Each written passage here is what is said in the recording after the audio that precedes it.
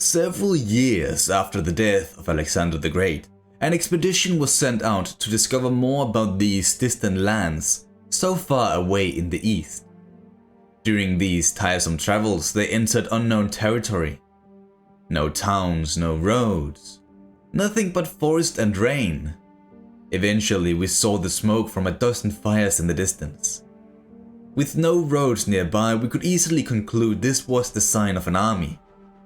Not wanting to exhaust my men any further than I've already done, we encamped here.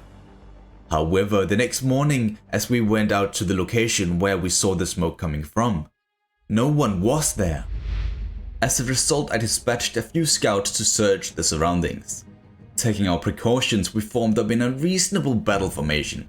Basically, you could split our army into 3 groups. The left wing, which had 4 Peltas units up front, 4 sets of Royal units in behind, 2 of them carrying shorter pikes than average, followed by 2 Agrianian axemen. This was also duplicated on the right as well to establish a form of balance in the army depending on what actually would happen. The middle, on the other hand, was supposed to be as solid as a rock with 5 Agame pikemen up front, 4 thorax swordsmen in behind, with even further 4 thorax spears to follow that up. I was personally at the back with 2 of my Sarissa cavalry units, which wasn't fit for scouting like the 4 other squadrons were.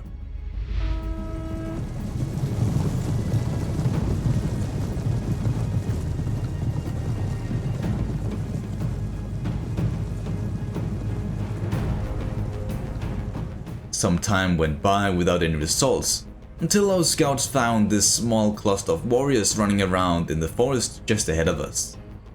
At first it didn't make sense, until we saw the dust clouds from another set of units, this time in the forest to our left.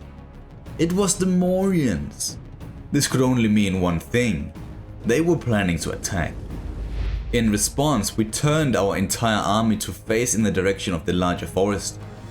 Our reserves were deployed on the right, as the wing that formerly contested that place was sent on a mission to intercept the lone hostiles in the nearby blob of trees.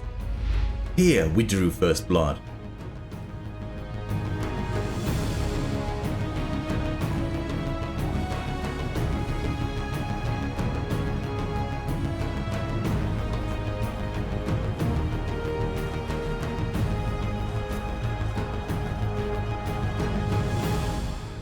The struggle resulted in the Mauryan cavalry running away like cowards, abandoning the infantry to the fate of our men. But their cavalry just linked up with the rest of their army, which now revealed itself. It was absolutely brilliant how they had hidden themselves for so long. First was the noise that gave them away. Then these massive elephants appeared. They were large enough to be seen rise above the trees themselves.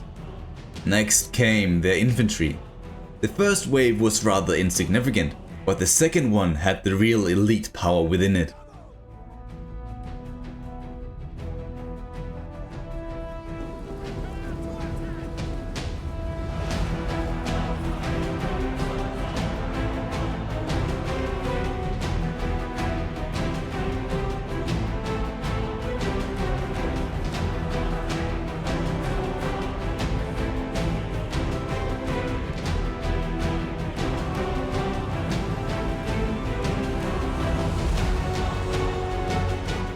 Our front line held firm, crushing the enemy attackers. On the right, we even started to win, routing their cavalry. However, somehow the Mauryans had learned how to make pinpoint movements with these massive beasts of war, making them run around our entire left flank and in behind our lines. The only thing we had to slow them down from crashing into our lines were our 4 units of thorax swordsmen. Yet a feeble human is not able to slow down several tons worth, and someone with this kind of mass. They ran straight through our men, heading directly for our Agame pikemen.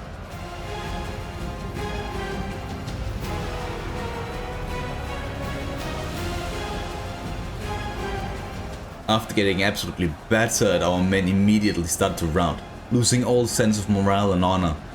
The army was in shambles. All because of these damn elephants.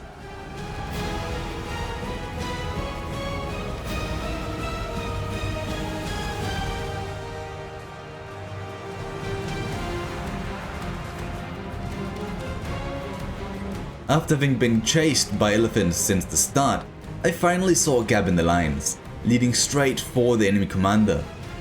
It was a chance I had to take.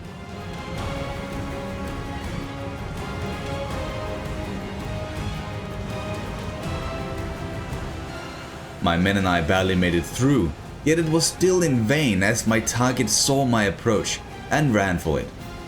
Realizing catching him was impossible, I switched my target to assist my pinned down infantry just for me to be rushed from all sides.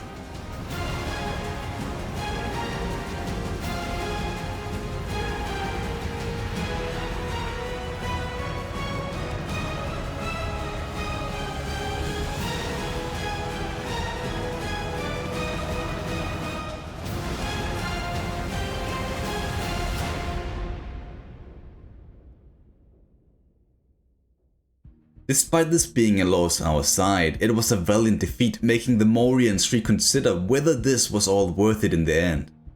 It is clear to see the elephants were the real threat in this battle, as they made my pikemen rout with over 200 men remaining, even though they performed phenomenally at the time, allowing their shock infantry to get all the kills when they fled. If only we had the capability to deal with those elephants, things might have turned out differently. The last few men who survived this ambush-esque battle scattered throughout the land. Many died of starvation, others turned to banditry throughout the local regions.